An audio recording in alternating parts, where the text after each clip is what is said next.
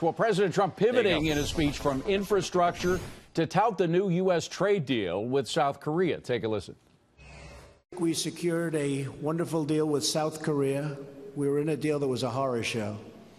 It was going to produce 200,000 jobs, and it did for them. So we've redone it, and that's going to level the playing field on steel and cars and trucks coming into this country. And here now is Peter Navarro, White House National Trade Council Director. Peter, first of all, congratulations on the South Korean trade deal. When is it going to be completely finished? Ambassador Robert Lighthizer and Trade Minister Kim are working on that, and we'll see, weeks, months, but as quickly as possible. We always try to move things in what we call Trump time, which is why we want to get that infrastructure thing solved. Yeah, I mean, President Trump said that 2012 Korea deal was supposed to create 200,000 jobs, and it did for them, and right, he delivers exactly. it better than I do. We're glad but the he numbers, hit that on the head. We're glad the numbers were turned around. But I'm curious, how much did the threat of the steel tariffs help you in negotiating a new deal? I don't think that was a big factor, to be honest. The president was talking about getting rid of that deal back in June of 2016 on the campaign trail, and for over 6 months now, we've been in negotiations moving that along. I think that it's a historic moment for America. This is one of the first trade deals ever renegotiated in America successfully. That seems unbelievable, yet it's true. And we were criticized, the president was heavily criticized for trying to mess with that deal by all sorts of people here in the swamp. But lo and behold, there's universal praise for the outcome. And as you said, describing this, the light truck issue, I mean, let's hopefully they'll toast a glass in Dearborn, Michigan, and Warren, Michigan, and Flint, Michigan today, because that's where we build things like the Ford F-Series pickup, the Chevy Silverado, and the Ram.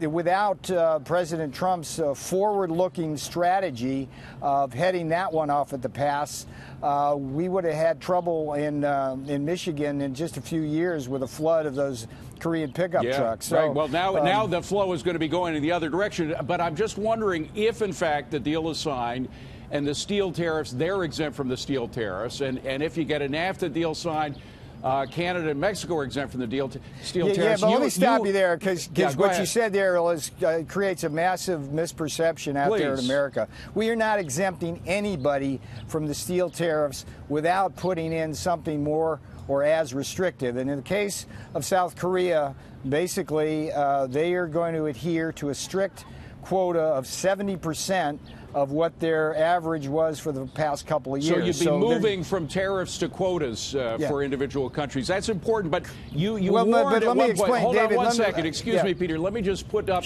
a quote that you had back when the tariffs were first announced early in March. You warned about exemptions or movement from tariffs to quotas on Fox News Sunday. Let me play the tape for you. As soon as he starts exempting countries, he has to raise the tariff on everybody else. As soon as he exempts one country, his phone starts ringing from the heads of state of other countries.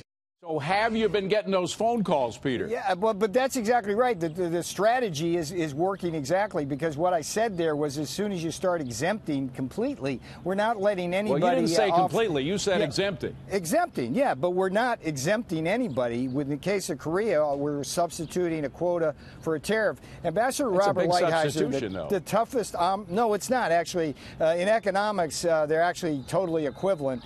So what we have here is a situation where it's paramount for the 232 investigation for steel and aluminum to be fully and staunchly defended. So the worst case is exempting a country, letting them off tariff-free. They become then what we call a transshipment point for all the steel in the world to flood into our country. That's what's not happening here. But the difference here, hold on a second, here. Peter, because the difference is when you have a tariff, that means there's an automatic increase in price for the person that's sending that stuff to you. Correct. With a case of a quota, if you only put in so much, you don't have to pay extra. So there is a difference in price. Yeah, but here's the economics of that. The economics are what you're trying to do with either a tariff or a quota is to reduce the amount of total imports across the 20 countries that are coming in for steel. And you can do that either with a tariff or a quota or some combination thereof. And the only real difference between a tariff and a quota is with a tariff, this government gets the money. With a quota, the foreign producers Well, there's are another big difference, off, Peter. And the other big difference is that I think a quota is a much better deal for U.S. consumers because in the end, there's not a concern. I know you'd argue against this, but there's not as big a concern about prices going up with quotas as with tariffs. But quickly, I got to ask you about NAFTA. Sure. How close are we to getting a deal with our Canadian and southern neighbors? Well, that's not in my lane. Ambassador Robert Lighthizer is the man on that. He's the toughest hombre in this town when it comes to trade negotiations, besides the president, of course. And we've had over 6 rounds with hundreds of people involved with the Mexicans and the Canadians. And we hear that there's positive signs, and we'll see. I mean, there's got to be some mystery, David. Otherwise, you wouldn't be able to tease next week's show, right? That's right. You got a point, Peter. You got a point. You're thinking of Fox. Thank God. We may have a solution in the NAFTA deal. Peter, how are you? The final question: how are you getting along with Larry Kudlow? Love Larry. He and I go back over a decade back when we were both on that other network we don't like to talk about. No, right? we don't. That's the dark network. We were great friends then. We agree. During the campaign, we were blood brothers in arms there. Deregulation, tax cuts, unleashing the energy sector. We agreed on that.